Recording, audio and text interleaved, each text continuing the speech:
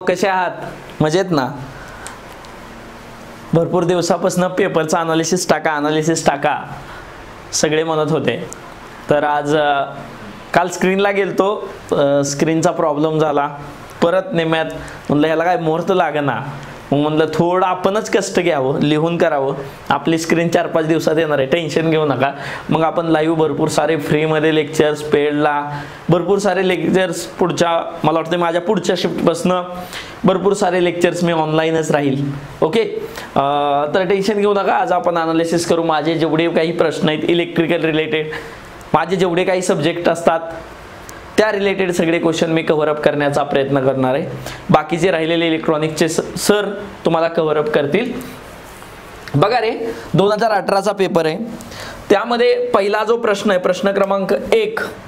Okay, मी प्रश्न क्रमांक लिहिले आहेत और माझ्यानुसार लिहिले आहेत, पण हे प्रश्न तुम्हाला प्रश्नपत्रिकेत मिळतील.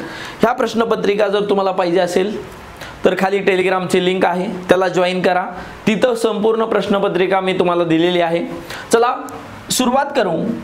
प्रश्न वाचताना बघा, प्रश्नपत्रिका सोडवताना सगळ्यात महत्त्वाचं म्हणजे प्रश्न नीट वाचणे, हे सगळ्यात महत्त्वाचं आहे. काहीतरी ट्विस्ट दिलेलं असतं प्रश्नामध्ये, काही काही सिंपल असतात, पण काही काही प्रश्न ट्विस्ट दिलेले असतात. तेच प्रश्न तुम्हाला रँकर ठरवतात, तुमचा रँक येईल का नाही येईल. ओके, खालीलपैकी कोणते विधान स्क्विरल, बघा स्क्विरल केज इंडक्शन मोटारच्या बाबतीत बरोबर नाही. बघा बरोबर नाही, नकारार्थी आहे, म्हणजेच नकारार्थी आहे. स्क्विरल केज मोटार तुम्ही शिकले असेल. स्क्विरल केज मोटारचं सगळं चांगलं असतं, फक्त एकच वाईट असतं की स्टार्टिंग टॉर्क चांगला नसतो, त्याची किंमत कमी असते, त्याचा मेंटेनन्स कमी असतो, त्याचं परफॉर्मन्स चांगला असतो. फक्त एकच गुण असा आहे, त्याचा स्टार्टिंग टॉर्क नसतो. का रे? त्याच्यामध्ये एंड रिंगने शॉर्ट सर्किट केलेलं असतं. हे आपण सगळं पेडमध्ये तुम्हाला इंडक्शन मोटारमध्ये सापडेल हे सगळं. ओके, मग त्यानुसार मी थोडं ब्रीफमध्ये सांगतो की स्क्विरल केज इंडक्शन मोटार आपण सगळ्यात जास्त यूज करतो. स्क्विरल केज इंडक्शन मोटार सगळ्यात जास्त यूज करतो कुठं? कॉस्टिंग जिथं कमी लागते, म्हणजे जिथं किंमत कमी लागते, जिथं मेंटेनन्स कमी लागतो, जिथं सगळ्या गोष्टी काय लागतात रे, चांगल्या असतात स्क्विरल केजच्या. फक्त एकच नसतो की तिचा स्टार्टिंग टॉर्क कमी असतो. बाकी सगळ्या गोष्टी चांगली मोटार आहे. तुमच्या इंडक्शन मोटार तुम्ही जी घरी वापरता ती स्क्विरल केजच असते. जिथं इंडस्ट्रियल पर्पजसाठी जिथं स्टार्टिंग टॉर्क म्हणजे काय रे, स्टार्टिंगला तुम्हाला आपण म्हणतो पिकअप जास्त पाहिजे, तसा स्टार्टिंग टॉर्क जिथं जास्त लागतो तिथं काय कोणती मोटर यूज करतात? Slip ring motor. कोणती? स्लिप रिंग, किंवा त्याला दुसरं नाव आहे वाउंड. बघा तुमच्या प्रश्नामध्ये दोन्ही पण दिलेत, स्लिप रिंग आणि वाउंड कंसात दिलेलं आहे. बघा बरोबर नाही ते लिहायचं आहे. ते स्लिप रिंग, बघा ह्याचं कंपॅरिझन, स्क्विरल म्हणजे ते squirrel cage slip ring induction motor पेक्षा अधिक कार्यक्षम नाही. बघा काय ती काय म्हणते, स्लिप रिंग इंडक्शन मोटार कार्यक्षम म्हणजे इफिशियन्सी, कार्यक्षम म्हणजे इफिशियन्सी. ती काय म्हणते, स्लिप रिंग इंडक्शन मोटार पेक्षा कार्यक्षम नाही, म्हणजे ही मोटर चांगली म्हणती. ही काय म्हणतंय, ही मोटर चांगली, पण असं आहे का रे? नाही. कोणती चांगली आहे? स्क्विरल केज चांगली आहे. म्हणजे हे पहिलंच उत्तर काय नाही, बरोबर नाही. बरोबर आहे का? बरोबर नाही, म्हणजे हे उत्तर आहे तुमचं. बरोबर आहे का? हे एक उत्तर आहे. अजून वेगवेगळे पर्याय दिलेत, सगळे तपासून पाहू. ह्याला बघा म्हणजे स्क्विरल केजला, ह्याला म्हणजे कोणाला? स्क्विरल केजला स्लिप रिंग पेक्षा कमी देखभालीची गरज आहे. बरोबर आहे, कारण ह्याचं काय रे, देखभाल म्हणजे मेंटेनन्स, कमी मेंटेनन्स लागतोय. हा पर्याय म्हणजे हे जे विधान केलेलं आहे हे विधान बरोबर आहे. बघा रे, नेक्स्ट विधान काय केलेलं आहे, हे स्लिप रिंग म्हणजे ही स्क्विरल केज ही स्लिप रिंग इंडक्शन पेक्षा स्वस्त आहे. बरोबर आहे का? ही स्वस्त आहे, किंमत कमी आहे जी, हे पण विधान बरोबर आहे. ह्याला स्टार्टिंग टॉर्क स्लिप रिंग पेक्षा कमी आहे. बरोबर आहे, हे पण विधान बरोबर आहे. बाळांनो, हे तिन्ही विधानं ह्याचं काय सांगतात रे, ह्याचं फीचर सांगतात. मग हे विधान काय सांगताय, हे चुकीचं आहे. खरं कार्यक्षम मोटार कोणती? ज्याची इफिशियन्सी जास्त आहे, ही मोटार कार्यक्षम आहे. स्लिप रिंग मोटार कार्यक्षम का नाही? कारण काय रे, त्याच्या रोटरला स्लिप रिंग्स आहेत. बरोबर आहे का. त्याच्यामध्ये म्हणजे मुव्हिंग टॉर्क जास्त प्रोड्यूस होत नाही, त्याचं वेट जास्त होतं, त्याची कॉस्टिंग जास्त होते. कशामुळं? स्लिप रिंग आणि ब्रश अरेंजमेंट असते त्यामध्ये. त्यामुळं त्याची जी इफिशियन्सी असते स्लिप रिंगची काय असते, किंवा त्याला वाउंड मोटर म्हणतात, त्याची काय असते, इफिशियन्सी कमी असते. हे तुम्हाला लक्षात ठेवायचंय. ओके. ह्याच्यावरनं अजून वेगवेगळे प्रश्न विचारू शकतात तुम्हाला. स्पीड असू द्या, स्लिप असू द्या, असे इंडक्शन मोटारवरनं हा जो प्रश्न आहे कोणत्या भागात नाही, मोटरच्या, इंडक्शन मोटारच्या भागात नाही. पेडच्या स्टुडंटला सांगतोय कशाच्या, इंडक्शन मोटारच्या ह्या भागातनं हा प्रश्न विचारला गेलेला आहे. बाळांनो दुसरा प्रश्न वाचा रे. बघा मला एवढं कष्ट करावं लागतंय, तुम्हाला एकच कष्ट करायचंय की हा व्हिडिओ प्रत्येक ITIच्या मुलांपर्यंत पोहोचवायचा आहे. बघा कसा पोहोचवता येईल, मग तुमच्या कॉलेजचे ग्रुप असतील व्हॉट्सअपचे, त्याच्यामध्ये शेअर करा. तुम्हाला सगळ्यात मोठं म्हणजे सोशल मीडियाचा बाप जो आहे तो व्हॉट्सअप आहे, त्याच्यावर टाका. तुमचं स्टेटस ठेवा. प्रत्येकाचे 100 तरी मुलं फ्रेंड असतील ITIचे. बघा कसं असतं, आपले मित्र हे आपल्याच भागातले असतात, त्यामुळे तुम्ही स्टेटस ठेवलं तर ऑटोमॅटिकली शेअर पण करायची नाही, तुमचा मित्र आवर्जून बघेल आणि तिथे टाका की 2018च्या प्रश्नपत्रिकेचे विश्लेषण असं टाका. म्हणजे तो एखाद्या विद्यार्थ्याला नक्कीच तुमची मदत होईल. ओके. बघा स्वतःला करता येत नाही तरी दुसऱ्याला अडथळा आणायचा नाही, हे तुम्ही कधी पण लाईफमध्ये लक्षात ठेवायचं. आणि जेवढी हेल्प होईल त्या हेल्पने तुम्ही कमी होत नसताय, तुम्ही मोठे होत असताय, हे लक्षात ठेवा. प्रश्न क्रमांक 2. प्रश्न क्रमांक 2 काय आहे, अर्थची. बघा काय आहे, अर्थची म्हणजे अर्थची प्रतिकार कमी करण्यासाठी. प्रतिकार म्हणजे काय रे, रेजिस्टन्स किंवा विरोधक म्हणतात. प्रतिकारला दुसरा काय, विरोधक म्हणजेच रेजिस्टन्स. बरोबर आहे का, बरोबर आहे. रेजिस्टन्स खालील बघा कमी करण्यासाठी खालीलपैकी काय करावं लागेल. मग अर्थिंग सुजित सरांनी शिकवलंय तुम्हाला, त्यामध्ये सुजित सरांनी सांगितलं असेल की अर्थिंग मध्ये काय असतं, कोणता रॉड असतो. 2 प्रकारच्या अर्थिंग असतात, प्लेट अर्थिंग, पाईप अर्थिंग. बरोबर आहे का. पण हा मला पण क्वेश्चन येतोय त्यामुळे मी हा घेतला. कारण काय करतात रे, मीठ आणि कोळसा, तुम्ही बेसिकली कुठं पण जावा, मीठ आणि कोळसा काय करतात त्यामध्ये टाकतात अर्थिंग करताना. त्याच्यामुळं काय होतं रे, प्रतिकार शक्ती काय होते, कमी होते. म्हणजेच रेजिस्टन्स कमी होतो. पाणी पण टाकल्याने होतं, मी काय म्हणतोय, पाणी पण टाकल्याने होतं. पण हे जर 3 ऑप्शन असते का, मीठ कोळसा पाणी, तर हे बरोबर ऑप्शन असतं बरं का. पण पाणी सेपरेट आहे, फक्त पाण्याने नाही. पाणी कंडक्टिव्हिटी देतो, पाणी पण कंडक्टिव्हिटी देतो मी म्हणतो, पण त्याच्यापेक्षा जास्त पाणी, पण त्याच्यापेक्षा जास्त काय आहे, मीठ आणि कोळसा आहे. बरोबर आहे का.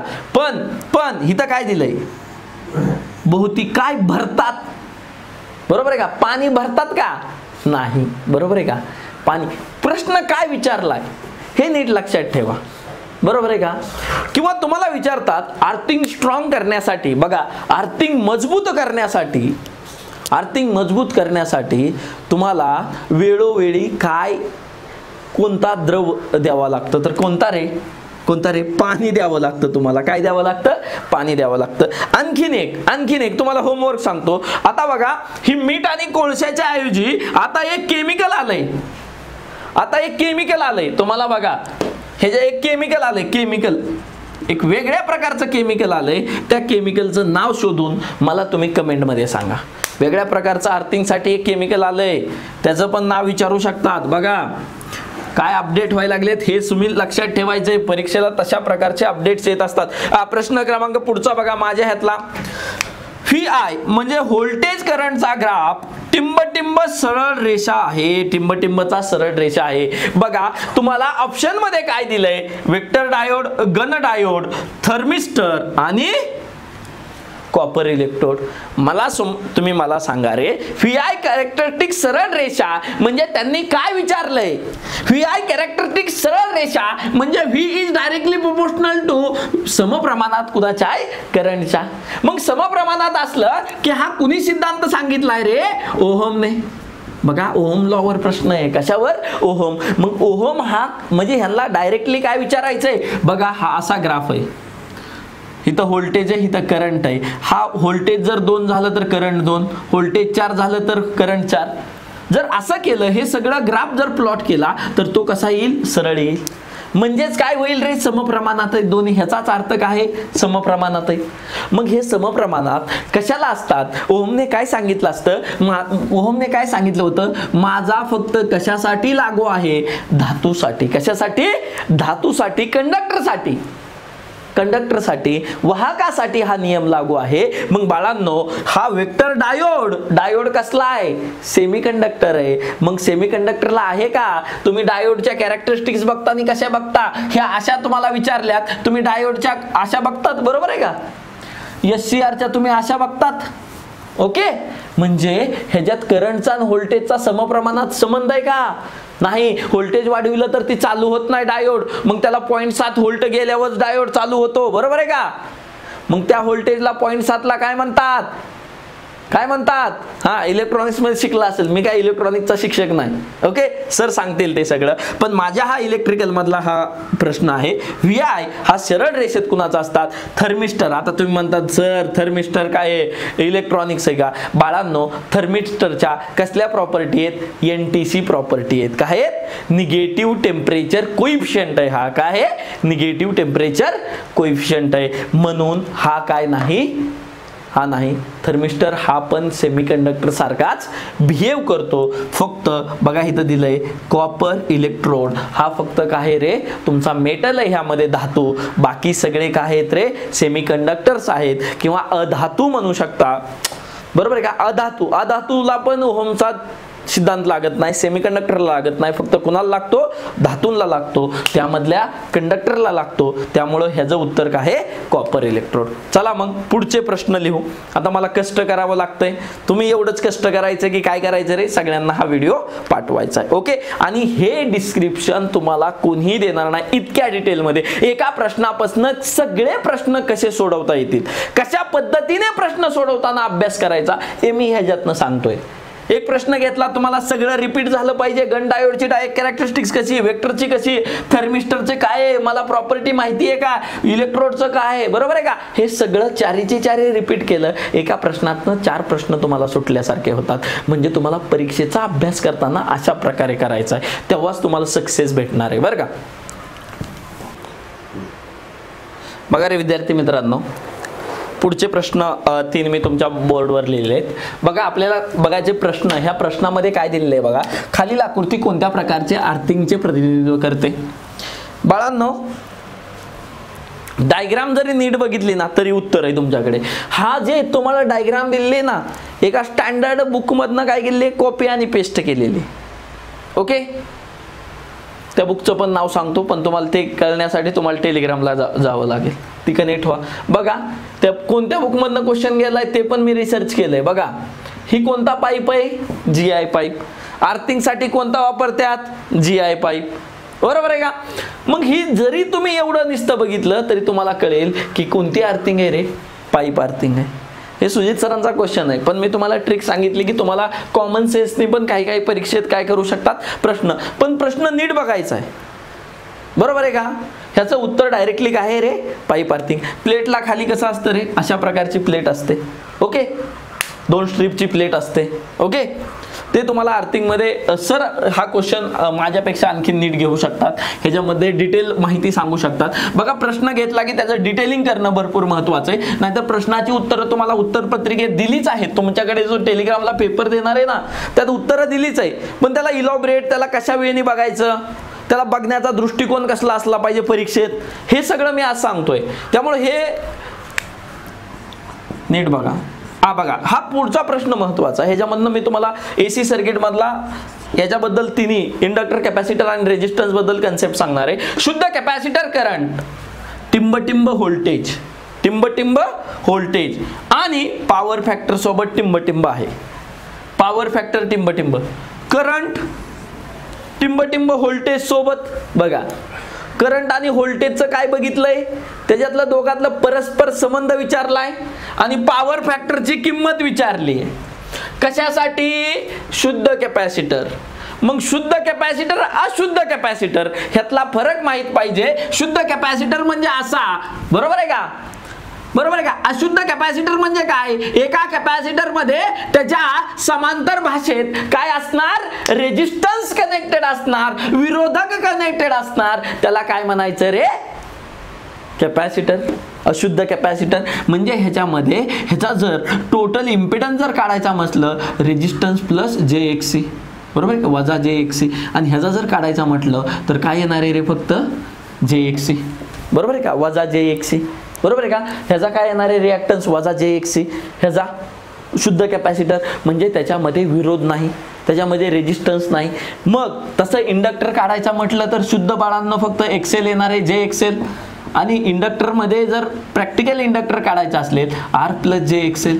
मग हे ऍड झाल्यानंतर काय फरक पडतोय आणि शुद्ध आणि अशुद्ध मध्ये काय फरक आहे हे बघायचं आहे आज आपल्याला.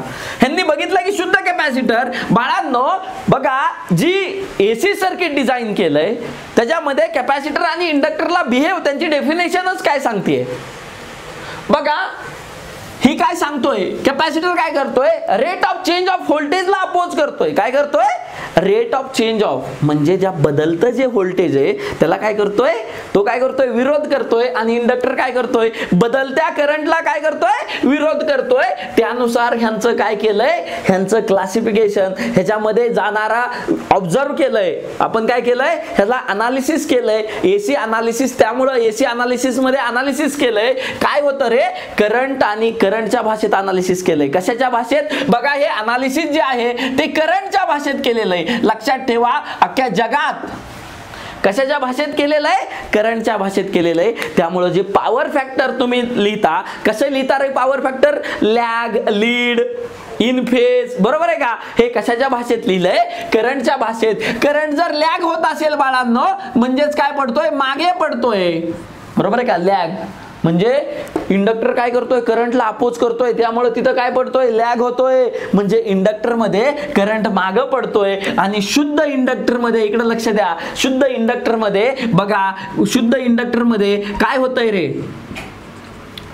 बघा, खालच्या साईडला म्हणजे काय रे? मागं, बरोबर आहे का. खालच्या साईडला म्हणजे करंट इथं आणि व्होल्टेज इथं, आणि ह्यात कितीने मागं पडतोय? आयडियली 90 डिग्रीने. म्हणजे इथं करंट मागं पडला म्हणजे ह्याला काय, कसला पॉवर फॅक्टर म्हणतात?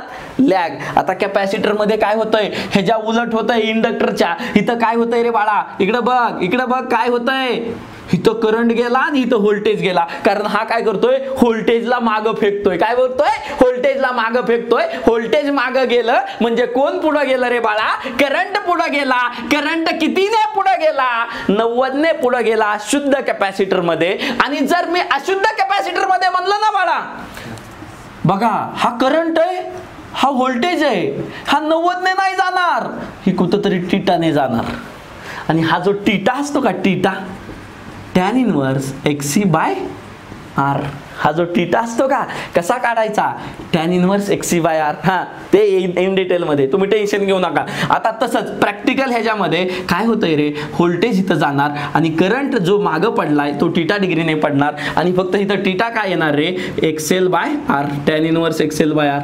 ओके, हे डिटेलिंग मध्ये झालं. आता बाळांनो, हा जो टीटा आहे, बरोबर आहे का, हा अँगल आहे, ह्या दोघातला अँगल म्हणजे काय सांगतोय? पॉवर फॅक्टर सांगतोय. जर शुद्ध कॅपॅसिटरचा जर cos ऑफ 90 काढला तर किती येतोय रे? 0. कॉस जेवढा जास्त तेवढा काय रे? पॉवर फॅक्टर कमी. अँगल जेवढा जास्त, ह्याचा पण cos ऑफ 90 किती आला रे? 0 आला बाळा. किती आला? 0 आला. म्हणजे शुद्ध कॅपॅसिटर मध्ये करंट काय होतोय? करंट काय होतोय? लीड होतोय. करंट काय होतोय? पुढे. आणि सगळं करंटच्या भाषेत असतं. आणि बाळांनो, मी पण क्वेश्चन पेपर डिझाईन करताना मी करंट नाही लिहिणार, कारण आपला मास्टर कसा आहे? जुगाड होय. व्होल्टेज, मी व्होल्टेज देणार, तुम्हाला त्याच्या उलट येणार. कळतंय का? प्रश्न डिझाईन करताना कसा केलाय बघा. त्यांनी जर व्होल्टेज इथं टाकलं असतं तर उलट उत्तर आलं असतं. व्होल्टेज काय होतं? ह्याचं मागं पडतंय. पण ह्याचा करंट काय होतोय? पुढे, म्हणजे लीड करतोय. काय करतोय? लीड. इथं उत्तर काय येणार? लीड. इकडे लक्ष दे, कॅपॅसिटरचं बघायचंय. मी सगळ्यांचं सांगितलंय पण आपल्याला उतारलंय कशाचं? कॅपॅसिटरचं. कॅपॅसिटरचं काय करतोय? लीड करतोय. आणि पॉवर फॅक्टर काय आला रे? शुद्ध कॅपॅसिटरचा cos ऑफ 90 किती आला रे? 0. जर बाळांनो इंडक्टरच्या बाबतीत आलं असतं तर इथं करंट काय आला असता, लॅग आला असता. इंडक्टरच्या बाबतीत सांगतोय लॅग आला असता आणि पॉवर फॅक्टर काय आला असता, 0 आला असता. आता शुद्ध रेजिस्टन्सच्या भाषेत बघा काय, आता तिसरं बघा, आपल्याकडे 3 एलिमेंट आहे, रेजिस्टन्स, कॅपॅसिटर आणि inductor, that are called as passive element. त्याला काय म्हणतात, पॅसिव्ह एलिमेंट. बरोबर आहे का, ते 3 कसलेत, पॅसिव्ह एलिमेंट. बरोबर आहे का. रेजिस्टन्स बरोबर आहे का, रेजिस्टन्स मध्ये करंट आणि व्होल्टेज एकाच फेज मध्ये असतात. हे दोघं एकामेकांपासून कुठंच गेलेले नसतात, एक सोबतच असतात. बरोबर आहे का. म्हणजे त्यातला अँगल किती असतो, 0 असतो. आणि कॉस ऑफ 0 किती असतो रे, 1 असतो. त्याचा पॉवर फॅक्टर किती असतो, 1 असतो. व्होल्टेज आणि हे कसे असतात, युनिटीसह. बरोबर आहे का, युनिटी असतं आणि एकाच रेषेत असतात. बरोबर आहे का. इथं करंट आणि व्होल्टेज इन फेज आला असतं. काय आलं असतं, इन फेज. कुणाच्या बाबतीत, रेजिस्टन्सच्या बाबतीत. आणि पॉवर फॅक्टर किती आला असता, 1 आला असता. बरोबर आहे का. हे सगळं डिस्कशन झालं. मग खरं उत्तर कोणतं आहे रे, लीड आणि 0. बरोबर आहे का, खरं उत्तर कोणतं आहे. हे सगळं डिस्कशन कशासाठी रे, कारण आपल्याला तिन्ही पण पॅरामीटरचं डिस्कशन झालं. ओके. हा प्रश्नामधनं आपल्याला 5 मिनिटं का घालवले, कारण बघा हा व्हिडिओ मोठा होऊ द्या, पण तुम्हाला हा व्हिडिओ इतका महत्वाचा आहे ना, तुम्हाला एक्झामचा दृष्टिकोन सांगून जाईल. काय सांगून जाईल, एक्झामचा दृष्टिकोन सांगून जाईल. बघा नेक्स्ट, बघा दिसतोय प्रश्न, नसल दिसत तर मी वाचतोय त्याकडे लक्ष द्या. CRO बघा काय दिलंय, CRO मध्ये फॉस्फरस फॉस्फेटचे एक निश्चित क्षेत्र उत्सर्जित करणारे एक किरणाने घेतलेल्या वेळेनुसार टिंब द्वारा समायोजित केले जाऊ शकते. बघा CRO मध्ये एक ट्यूब असते, फॉस्फरस ट्यूब. काय असते, फॉस्फरस ट्यूब असते. तिचं काम काय असतं, बिंदू टाकणे. अशी ट्यूब असते, ती काय करते, एक बिंदू असतो तो, इथं रिफ्लेक्टिंग प्लेट असते. काय असते, रिफ्लेक्टिंग प्लेट असते. बघा कसं वर्किंग असतं, इथं 2 प्लेट असतात, vertical mounted plate, horizontal mounted plate. बरोबर आहे का. आणि तुम्हाला काय दिलेलं असतं बघा, इथं स्वीप असतो. काय असतो, स्वीप, ज्याने फ्रिक्वेन्सी ऍडजस्ट करू शकता तुम्ही. स्वीप म्हणजे सप्लाय दिलेला असतो, स्वीप. आणि ह्या प्लेटला तुम्ही काय करू शकता, कमी जास्त करू शकता. 2 प्लेट असतात, एक व्हर्टिकली माउंटेड प्लेट. बघा ह्या अशा प्लेट असतात आणि दुसऱ्या अशा प्लेट असतात. एक कशा रे, एक कशा उभ्या रेषेत ठेवलेल्या आणि एक कशा आडव्या रेषेत ठेवलेल्या. उभ्या रेषेत ठेवलेल्या अशा प्लेट, आडव्या रेषेत ठेवलेल्या अशा प्लेट. हा बीम जेव्हा पडतो तो काय करतो, हा जीव ह्याच्यावर पडला का, बरोबर आहे का. ही फॉस्फरस ट्यूब आहे. काय करते फॉस्फरस ट्यूब, काय करते बघा इकडं, हे बीम आहे का, हा रिफ्लेक्ट करते. असा काय करते, असा रिफ्लेक्ट करते. बरोबर आहे का. त्यातनं जे इलेक्ट्रॉन्स आहेत ना, रिफ्लेक्ट करते आणि त्याच्या प्रकाशाच्या स्वरूपात, कशाच्या, प्रकाशाच्या स्वरूपात तुम्हाला काय होतं रे, चित्र दिसायला सुरुवात करतं. बरोबर आहे का. आणि CRO बद्दल आणखीन एक माहिती लिहून ठेवा. मी CRO तुम्हाला मेजरमेंट मध्ये नसलं शिकवलं तर मी CRO आणखीन इन डिटेल मध्ये शिकवतो.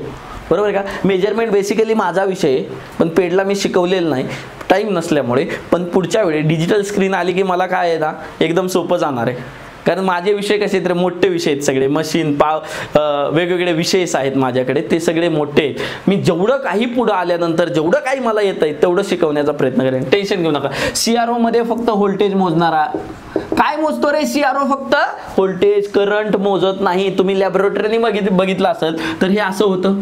मग तुम्ही काय करता रे, वेळ ऍडजस्ट करायची. तुम्हाला काय करायची, वेळ, म्हणजे ही अशी एवढी वेवफॉर्म दिसते बघा बाळा, एवढी दिसते. आता कुणाला काय करायची, त्या CRO वर वेवफॉर्म किती, केवढी दाखवायची, एवढी दाखवायची.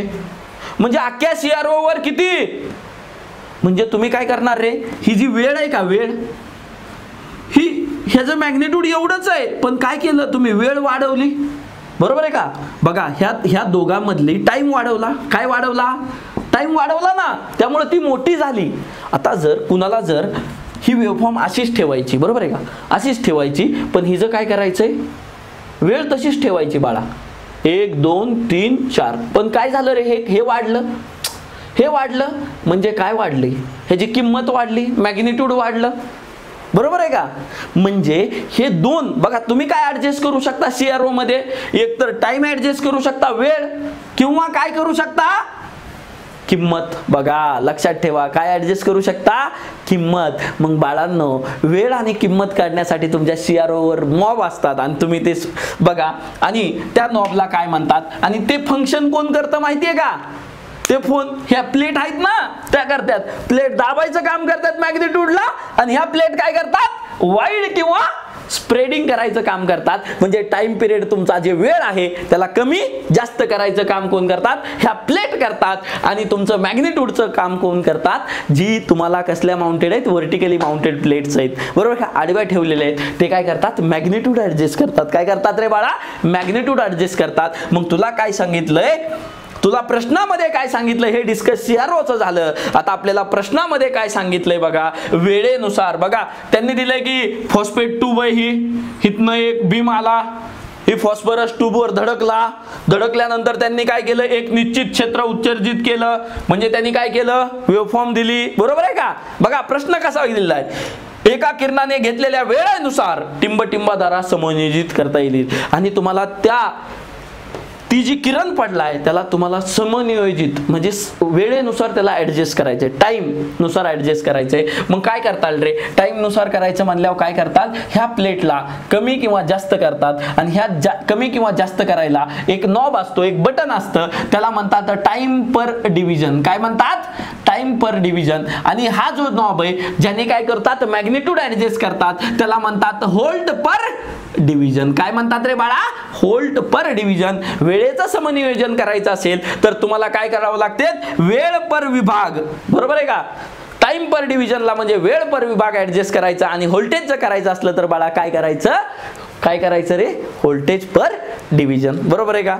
वेगळा प्रश्न मी कसा विचारू शकतो, वेळेनुसार नाही, मला व्होल्टेज नुसार मी विचारलं, कारण हा फक्त काय मोजतोय, व्होल्टेज. CRO व्होल्टेज मोजतो, आणि काय मोजतो रे, दोन मधला अँगल, दोन वेव्हफॉर्म मधला काय मोजतो, अँगल मोजतो. म्हणजे तुमच्या दोन वेव्हफॉर्म आहेत ना, ही वेव्हफॉर्म, एक ही वेव्हफॉर्म आणि ही दुसरी वेव्हफॉर्म, ह्या दोघांमधला अँगल मोजतो. आणि तो कशावरनं मोजतो, तर CRO कशावरनं मोजतो, तिथे एक पॅटर्न येतो, त्याला म्हणतात लिसिजियस पॅटर्न. काय म्हणतात, लिसिजियस पॅटर्न, किंवा लुसिजियस कोण कोण म्हणतं, त्यानुसार CRO मधनं ओळखू शकता. म्हणजे CROचा उपयोग कशासाठी, व्होल्टेज मोजण्यासाठी आणि दोन्ही मधील काय करण्यासाठी, अँगलचा, दोन वेव्हफॉर्म मधील अँगलचा फरक मोजण्यासाठी. ओके, आता घेऊया पुढचे प्रश्न. कसा वाटतोय, इंटरेस्टिंग व्हिडिओ वाटतोय का सांगा, वाटतोय ना तुम्हाला? कारण मोठा व्हिडिओ आहे, पण कसा आहे, एकदम क्वालिटी. कारण प्रत्येक प्रश्नाचं इन डिटेल मध्ये, डिप्थ मध्ये मला एक्सप्लेनेशन द्यायला आवडतं. कारण काय आहे रे, तुम्ही वर्ण केलं तर एक्झामची लेवल तुम्ही कधीच अचीव करू शकत नाही, आणि आपण हे सगळं तेवढ्या लेवल पर्यंत पेड मध्ये घेतलेलं आहे. बघा रे विद्यार्थी मित्रांनो, पुढचा प्रश्न बघा काय सांगताय, AC सर्किटमध्ये जर रिॲक्टन्स 0 असेल तर पॉवर फॅक्टर काय असेल. AC सर्किटमध्ये रिॲक्टन्स, बघा रिॲक्टन्स आणि रेजिस्टन्स असतो. बघा DC सर्किटमध्ये काय असतो, रेजिस्टन्स. रिॲक्टन्स कुणामुळे येतो, इंडक्टर आणि कॅपॅसिटर. DC मध्ये रिॲक्टन्स आणि कॅपॅसिटर असतात का, नसतात, बरोबर आहे का? कशामध्ये असतात, AC मध्ये. मग दोन प्रकारचे रिॲक्टन्स असतात. बघा रिॲक्टन्स दोन प्रकारचे, कॅपॅसिटरमुळे तयार होणारा त्याला इंडिकेट करतात, रिॲक्टन्सला कशाने दर्शवतात, X या चिन्हाने दर्शवतात. जर हा रिॲक्टन्स इंडक्टर पासून तयार झालेला असेल तर त्याला दर्शवतात XL ने, XL या नामांकनाने दर्शवतात. आणि जर रिॲक्टन्स इंडक्टर कॅपॅसिटर पासून तयार झालेला असेल तर त्याला दर्शवतात XC पासून, बरोबर आहे का? बरोबर आहे का? हे रिॲक्टन्स बघा, जर हा रिॲक्टन्स इंडक्टर पासून तयार झाला तर ह्या रिॲक्टन्सला नाव देतात की इंडक्टर रिॲक्टन्स, इंडक्टिव्ह रिॲक्टन्स, बरोबर आहे का? आणि जर कॅपॅसिटर पासून तयार झाला तर त्याला म्हणतात कॅपॅसिटिव्ह रिॲक्टन्स. पण इथं तुम्हाला काय दिलंय बघा, हा रिॲक्टन्स इथनं आणि रेजिस्टन्स पासून तयार होला रेजिस्टन्स. मग ह्या रेजिस्टन्स आणि रिॲक्टन्सच्या कॉम्बिनेशनला काय म्हणतात रे, ह्या रिॲक्टन्स म्हणजे त्यामध्ये XL असू शकतो, SC किंवा दोघं पण असू शकतात, कळतंय का? ह्या दोघांच्या कॉम्बिनेशनला AC सर्किट मध्ये ह्या दोघांच्या विरोधक आहेत. हे काय आहेत, विरोधक आहेत, प्रतिकार आहेत.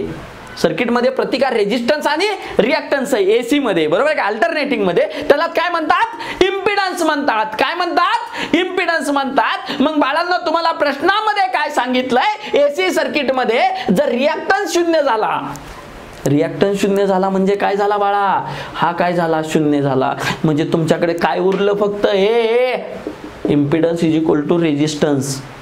म्हणजे हे राहिलं का तुमच्यात, म्हणजे डीसी सारखंच झालं की.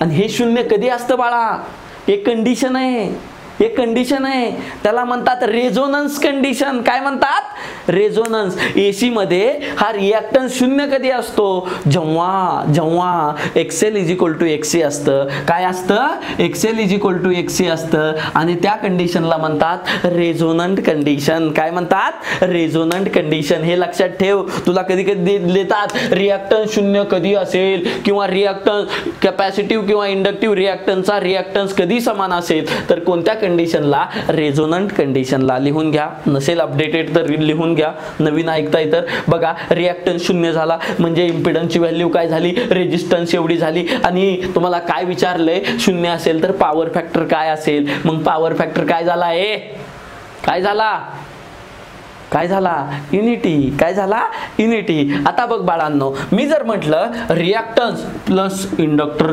रिॲक्टन्स असेल, बघ इकडे लक्ष दे, रेजिस्टन्स प्लस इंडक्टिव्ह रिॲक्टन्स असेल. मी जर म्हणलं रिॲक्टन्स शून्य नाही, मी काय म्हणलं, रेजिस्टन्स प्लस इंडक्टर असेल, रेजिस्टन्स प्लस इंडक्टिव्ह रिॲक्टन्स असेल, तर पॉवर फॅक्टर काय रे, म्हणजे इंडक्टर प्लस रेजिस्टन्स आहे. आताच सांगितलं होतं मागे, काय असतं, लॅगिंग. लॅगिंग. पण हा प्युअर आहे का, हा अशुद्ध आहे, बरोबर आहे का. जर तुम्हाला म्हणलं रेजिस्टन्स आहे आणि कॅपॅसिटर आहे, मग काय झाला रे, काय झाला, लीडिंग झाला. काय झाला, लीडिंग झाला बाळा. कळालं का, कळालं. म्हणजे ह्या प्रश्नाचं उत्तर काय झालं रे, 2 युनिटी. कळालं, कन्सेप्ट झाल्या क्लिअर, काही डिफिकल्टी. ओके, प्रश्न बघा, उत्तर तर तुम्हाला उत्तर पत्रिकेत पण दिलेत रे. मी तुम्हाला मगापासून सांगतोय, हे लेक्चर कशासाठी बघायचंय, की प्रश्नाकडे बघायचं कसं आणि सोडवायचं कसं. अशा पद्धतीने जर तुम्ही अभ्यास केला ना, तुम्ही बघा IS 0034 बरोबर आहे का. मी त्या रूलचे अर्थिंग बद्दल मी नोट काढून आणलेली आहे. अर्थिंग बद्दल मी अर्थिंग शिकवलेलं नाही, त्यामुळे मी नोट मुद्दामून काढून आणली आहे. ओके, हां चला. ह्यानुसार पॉवर वायरिंग अर्थिंगचा प्रतिकार किती असला पाहिजे. पॉवर वायरिंग म्हणजे काय रे, पॉवर वायरिंग, पॉवर स्टेशन झालं, तुमच्या घरात जी वापरताय ती पॉवर वायरिंग झाली, बरोबर आहे का.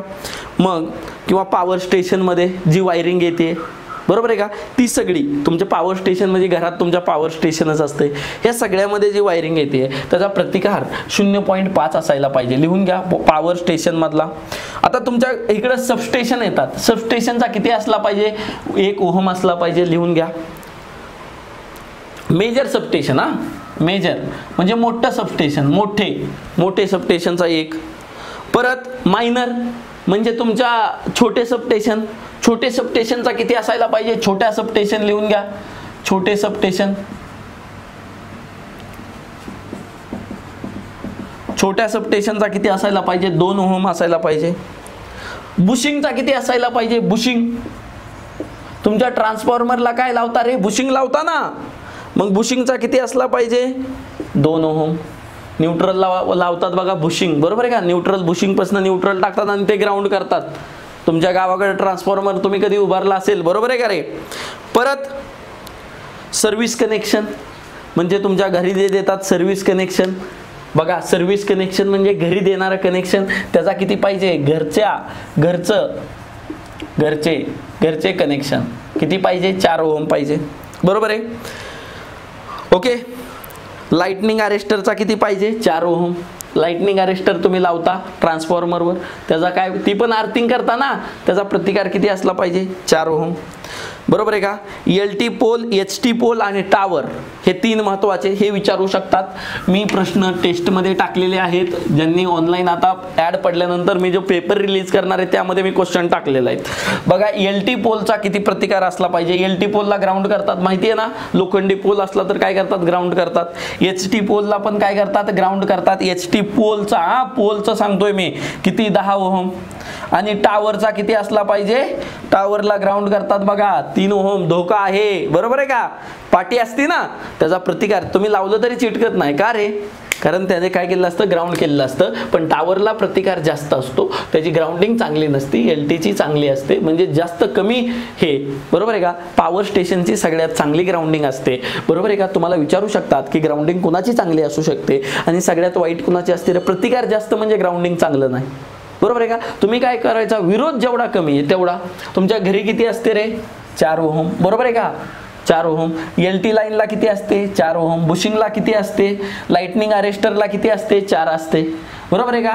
तुमच्या इथं आता मेजर सबस्टेशन म्हणजे मोठे मोठे सबस्टेशनला किती असते, 1 ओहम, बरोबर आहे का. आणि मायनर, बरोबर आहे का, मायनरला किती असते रे, मायनरला 0.5, बरोबर आहे का. हे सगळं मी तुम्हाला काय झालेलं आहे सांगितलेलं आहे अर्थिंग बद्दल, कारण हा क्वेश्चन मला थोडा इंटरेस्टिंग वाटला त्यामुळे मी हा घेतला. हे IS रूल अर्थिंगचे लिहून घ्या रे, कशाला काय काय असतंय. होपसो तुम्ही लिहून घेतले असेल हे सगळं. हां, अशा वेळेने अभ्यास करा. एक आलं ना अर्थिंग, त्याला फाडूनच टाका, कळतंय ना. त्याचं सगळंच करून टाका. एकाचं विचारलंय तेवढंच लक्षात ठेवू नका, सगळ्यांचं करा, कारण पुढच्या वेळेस काय सांगावं दुसऱ्यावर प्रश्न येऊ शकतोय. त्यामुळे अशा पद्धतीने अभ्यास करा. त्यामुळे मी पेडला शिकवताना पण अशाच पद्धतीने शिकवलेलं आहे. तुम्हाला एक पण प्रश्न त्या बाहेरचा येऊ शकत नाही. एम्पियर प्रति मीटर टिंब आहे, हा माझ्या कोर मधला सब्जेक्ट आहे, म्हणजे मॅग्नेटिक सर्किट मधला सर्किट आहे. बघा, एम्पियर प्रति मीटर हे ह्यामध्ये तर फ्लक्स नाही, फक्त करंटच दिलेला आहे. मग सर मॅग्नेटिक, मग उत्तर काय आहेत बघा, चुंबकीय प्रभाव, चुंबकीय क्षेत्र सामर्थ्य, सेल्फ इंडक्शन. म्हणजे ऑप्शनचे उत्तर सगळे कशात आहेत, चुंबकामध्ये. कशामध्ये, चुंबकामध्ये.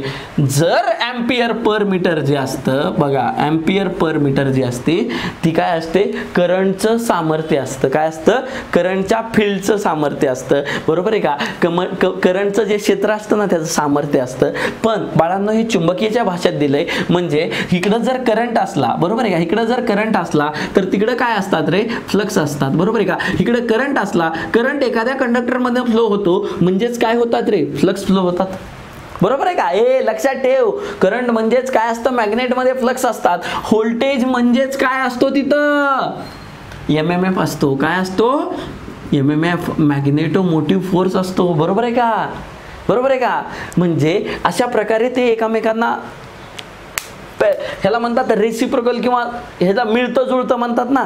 इकडं करंट असला की इथं फ्लक्स. सेम प्रकारे म्हणजे बाळांनो इथं करंट प्रति मीटर दिलंय, म्हणजेच ह्याला कसं लिहू शकतात, फ्लक्स प्रति मीटर, बरोबर आहे का. फ्लक्स प्रति मीटर म्हणजेच बाळांनो फ्लक्सला प्रति मीटरमध्ये, किंवा फ्लक्सला जर मीटर वर्गामध्ये केलं, बघा फ्लक्सला जर मीटर वर्ग पण येऊ शकतं बरं का. फ्लक्सला जर प्रति मीटर केलं तर ही काय सांगते, घनता. काय सांगते, फ्लक्सची घनता. म्हणजेच त्याला म्हणतात, इंग्लिशमध्ये म्हणतात फ्लक्स डेन्सिटी. त्याला दर्शवतात B ने. कशाने दर्शवतात, B ने. पण तुम्हाला काय सांगितलंय, फ्लक्स प्रति मीटर, मीटर मध्ये अंतर दिलंय. इथं काय आहे, क्षेत्रफळ आहे. इथं काय आहे, क्षेत्रफळ आहे, बरोबर आहे का. मीटर स्क्वेअर म्हणजे काय, क्षेत्रफळ आहे. फ्लक्स या क्षेत्रफळामध्ये किती आहे ती काय सांगते, घनता सांगते. पण फ्लक्स ह्या अंतरात किती आहे, ह्या अंतरात किती आहे काय सांगतं, त्या चुंबकीय क्षेत्राचं सामर्थ्य सांगतं की त्या अंतरात किती आहे, तेवढ्या जागेत जी घनता सांगतं त्याचं. पण ह्याचं काय म्हणतात, फ्लक्स पर मीटर. हे काय सांगतं, चुंबकीय क्षेत्राचं सामर्थ्य सांगतं. म्हणजे ह्याला इंडिकेट करतात H ने. ह्याला कशाने दर्शवतात, H ने. इंग्लिशमध्ये ह्याला म्हणतात मॅग्नेटिक फील्ड इंटेन्सिटी. काय म्हणतात, मॅग्नेटिक फील्ड इंटेन्सिटी म्हणतात, मॅग्नेटिक फील्ड इंटेन्सिटी. आणि हे काय दाखवतं रे, फ्लक्सचं सामर्थ्य दाखवतं. आणि लक्षात ठेवा ह्या दोघातलं रिलेशन कसं आहे, B हे डायरेक्टली प्रोपोर्शनल सामर्थ्यासोबत असतं. जेवढ्या तुमच्या फ्लक्स डेन्सिटी असेल तेवढं सामर्थ्य असणार, सामर्थ्य जेवढं असेल तेवढी फ्लक्स डेन्सिटी. ह्या दोघांमध्ये समप्रमाणात एक रेषीय समीकरण असतं. ओके, काही डिफिकल्टी बघा, चुंबकीय प्रवाह येतच नाही. चुंबकीय प्रवाह म्हणजे करंट आणि फ्लक्स डायरेक्टली आला असतं, बरोबर आहे का. चुंबकीय प्रवाह म्हणजे फ्लक्स, बरोबर आहे का. कॅपॅसिटर, अरे कॅपॅसिटर बघा, इंडक्टर कॅपॅसिटर मध्ये काय असतं, इलेक्ट्रोस्टॅटिक असतं, बरोबर आहे का. इलेक्ट्रोस्टॅटिक, इलेक्ट्रोमॅग्नेटिक नसतं, म्हणजे हा तर ऑप्शन गेलाच. आता बघा, सेल्फ इंडक्शन हे प्रिन्सिपल आहे. काय प्रिन्सिपल आहे, तत्व आहे. मग काय राहिलं रे बाळांनो, चुंबकीय क्षेत्र सामर्थ्य. जरी थोडा विचार केला ना, थोडं डोकं लावलं तरी तुम्हाला प्रश्न सुटायसारखे आहेत. पण कन्सेप्ट पण घेऊन चला, डोकं परत चालतं जेव्हा कन्सेप्ट तुमच्या डोक्यात असतात बाबा, बरोबर आहे का. या रे, एसी कमाल मूल्य, कमाल म्हणजे जास्त, बरोबर आहे का, जास्त मूल्य. एसीची कमाल मूल्य म्हणजे मी इंग्लिशमध्ये म्हणतो मॅक्सिमम व्हॅल्यू, किंवा तुम्हाला मराठीमध्ये म्हणतो कमाल किंमत, बरोबर आहे का. कमाल किंमत जास्त व्हॅल्यू एखाद्या एसीची 230 व्होल्ट आहे. मग आपल्याला तुम्हाला एसी मध्ये किती किमती असतात, 3 किमती असतात. सरासरी किंमत, RMS किंमत, बरोबर आहे का. आणि दुसरी कोणते, RMS लाच काय म्हणतात, इफेक्टिव्ह किंमत किंवा मोजली जाणारी किंमत, बरोबर आहे का. हे वेगवेगळे नाव आहेत. मग एसी वेव्हफॉर्म जर तुम्ही ड्रॉ केली बाळांनो, आता हे जे वेगवेगळे व्हॅल्यू आहेत बघा, हे जे वेगवेगळे व्हॅल्यू आहेत, ही जी व्हॅल्यू आहे त्याला म्हणतात कमाल व्हॅल्यू, म्हणजेच काय रे, मॅक्सिमम व्हॅल्यू. काय म्हणतात, मॅक्सिमम व्हॅल्यू म्हणतात. बघा, ह्याची जर सरासरी केली, सरासरी म्हणजे काय रे, सरासरी म्हणजे काय, तुम्ही ह्यात शिकलात ना, सर्वांची किंमत आणि किती आहेत त्या सगळ्यांचा सरासरी, बरोबर आहे का. जर तुम्ही सायनोसायडल वेव्हची सरासरी काढली, बरोबर आहे का, प्युअर नाही अनप्युअर सायनोसायडल वेव्हची जर सरासरी काढली तर सरासरी येते 0.637 कमाल व्हॅल्यू सोबत, कमाल किमतीसोबत. बघा, तुम्हाला एकच किंमत माहिती आहे इथं, कमाल किंमत माहिती आहे फक्त. साइन वेव्हमध्ये तुम्हाला फक्त एकच किंमत माहीत असते, ती कोणती, कमाल किंमत, म्हणजे सगळ्यात जास्त किंमत तुम्हाला माहीत असते. बाकी त्या कमाल किमतीला एक मध्यबिंदू ठेवून तुम्हाला बाकीच्या किमती काढाव्या लागतात. मग कमाल सरासरी किंमत किती निघली, 0.636 किंवा 637 मी लिहितो, ती इंटू कमाल किंमत जर केली तर सरासरी किंमत निघते. जर तुम्हाला RMS किंमत काढायची असेल तर कमाल किमतीला 0.707 ने जर गुणलं तर काय निघते रे, तुमची RMS व्हॅल्यू निघते. किंवा कोण असं लिहितं, कमाल म्हणजे कमाल भागिले √2 ची किंमत काय झाली रे, 0.70 असते बाळांनो, बरोबर आहे का रे. आणि मला सांगा रे, RMS भागिले सरासरी केलं तर त्याला म्हणतात फॉर्म फॅक्टर, बरोबर आहे का. RMS भागिले सरासरी केलं तर त्याला काय म्हणतात रे, फॉर्म फॅक्टर म्हणतात. मग किती असतो फॉर्म फॅक्टर, 1.11, बरोबर आहे का. 1.11 एसीचा किती असतो, 1.11. हा, हे तुम्हाला सगळं पेडमध्ये झालेलं आहे. ओके, काही डिफिकल्टी. मग मला काय करायचंय रे, त्यांनी काय सांगितलंय, कमाल मूल्य दिलं असल्यास त्याची सरासरी किती असेल, सरासरी काय सांगितलं रे, 0.67 इंटू कमाल किंमत. आता सर 230 आहे, बरोबर आहे का, इंटू. मग काय करायचं माहिती का बाळा, तुला काय आहे 0.367 काढायचंय. तुला उत्तरात काय दिलंय, पॉइंट मध्ये उत्तर आहेत, बरोबर आहे का. तुला जवळचं उत्तर काढायचंय, तुला काय काढायचंय, जवळचं उत्तर काढायचंय. म्हणजे 0.6 ने मल्टिप्लाय कर, किती येतंय बघ, 1 शून्याला 1 शून्य गेला, म्हणजे 23 गुणिले 6 कर, किती आलं, साइन 3 18 ला 1, बरोबर आहे का. 6 दुने 12 आणि 1 13, बरोबर आहे का. म्हणजे तुला 138च्या, बघा तू काय नाही घेतलं ह्यातलं, 37 नाही घेतलो आपण, किती आलते रे, 238 आपलं आलतं, बरोबर आहे का. पण आपलं काय राहिलं होतं 0.6337. बघा, ह्याच्या पुढंच असणार आहे, कारण ही व्हॅल्यू 37 त्याच्या पुढं आहे. म्हणजे ह्याच्या पुढं कोणती व्हॅल्यू आहे रे बाळांनो, 146. जवळची पुढची व्हॅल्यू कोणती आहे, 146.28. मला वाटतं याचं उत्तर बरोबर असेल. ओके, काढून बघा कॅल्सीमध्ये, तुमच्या कॅल्क्युलेटरमध्ये हे उत्तर यायला पाहिजे. ओके, काही डिफिकल्टी का रे. घ्या पुढचा प्रश्न, बघा पुढचा प्रश्न काय, पुढचा प्रश्न घ्या, फास्ट आहे प्रश्न. पुढचा घ्या, जर मोटरला सिंक्रोनस स्पीड, बघा जर मोटरचा सिंक्रोनस स्पीड किती आहे रे, 1000 RPM, किती, 1000 RPM सिंक्रोनस स्पीड असेल तर वारंवारता किती, 50 हर्ट्ज दिली तर पोल किती असतील. मग बाळांनो, तुम्हाला माहिती आहे का, synchronous speed is equal to काय, कसला फॉर्म्युला आहे, 120 F/P. तुम्हाला काय दिली, ही स्पीड दिली, वारंवारता दिली आहे, तुम्हाला पोल काढायचे आहेत. पोल इकडच्या बाजूला घेऊन जा. पोल जर केले 120, फ्रिक्वेन्सी 50 आणि तुम्हाला बरोबर आहे का 1000 खाली सिंक्रोनस स्पीड. 1 ला 1 कटलं, अजून 1 0 ला 1, 5 2 किती झाले 10 आणि 12/2 जर केलं तर किती उत्तर आलं रे बाळांनो? 6 पोल आहेत. किती पोल आहेत रे? 6 पोल आहेत. बाळांनो मी तुम्हाला सांगितलं होतं 1500 RPM असेल आणि 50 वारंवारता असेल तर 4 पोल, बरोबर आहे का? 3000 स्पीड असेल, सिंक्रोनस स्पीड 2 पोल असतील. शिकवताना मी भरपूर सांगितलंय आणि हे लिहून पण दिलेलं आहे डायरेक्ट. तुम्हाला जर वारंवारता 50 इंडियामध्ये, बरोबर आहे का, तर तुम्हाला 1000 स्पीड दिली तर 6, बरोबर आहे का? डायरेक्टली लिहू शकतायत. ज्या मुलांनी नीट व्हिडिओ बघितलेत त्यांना इझिली कळेल. ओके, म्हणजे ह्याचं उत्तर काय झालं? 6 पोल, बरोबर आहे का? हा, सिंक्रोनस जनरेटर, ही मोटरवर, सिंक्रोनस मोटरवर प्रश्न होता. आता जनरेटरवर बघा. सिंक्रोनस जनरेटर व्होल्टेज रेग्युलेशन बघा. VR मी कशासाठी टाकलंय? व्होल्टेज रेग्युलेशनचा शॉर्ट फॉर्म टाकलाय. व्होल्टेज रेग्युलेशन नेहमी टिंब साठी सकारात्मक असते. सकारात्मक म्हणजे काय रे? पॉझिटिव्ह. नकारात्मक म्हणजे काय रे? निगेटिव्ह, बरोबर आहे का?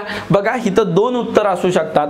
बघा मी तुम्हाला काय सांगतोय, व्होल्टेज रेग्युलेशन लक्षात ठेवा. व्होल्टेज रेग्युलेशन पॉझिटिव्ह कशासाठी असतं? कशासाठी असतं? इंडक्टरसाठी असू शकतं, कॅपॅसिटरसाठी असू शकतं, रेजिस्टन्ससाठी असू शकतं. बघा next, voltage regulation positive maximum. Positive maximum बघा, पॉझिटिव्ह पण त्यात सगळ्यात जास्त कशाला असू शकतं? इंडक्टरला असू शकतं. कशाला? इंडक्टर लोड किंवा जिथं इंडक्टर असेल तिथं असू शकतं. किंवा कोणत्या पॉवर फॅक्टरला असू शकतं? लॅगिंगला. बघा लॅगिंग पॉवर फॅक्टरला असू शकतं. व्होल्टेज रेग्युलेशन कोणत्याही मशीनमध्ये असू द्या, ट्रान्सफॉर्मर असू द्या, जनरेटर असू द्या, मोटर असू द्या, हे व्होल्टेज रेग्युलेशन सगळ्यांचे सारखे असतात. सगळ्यात जास्त व्होल्टेज रेग्युलेशन तुम्हाला विचारतात कशाला असेल? लॅगिंगला असेल सगळ्यात जास्त, बरोबर आहे का? सगळ्यात जास्त, बरोबर आहे का? बरोबर आहे का?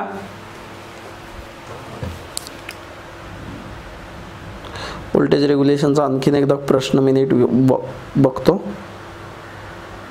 तो प्रश्न आहे इथंच.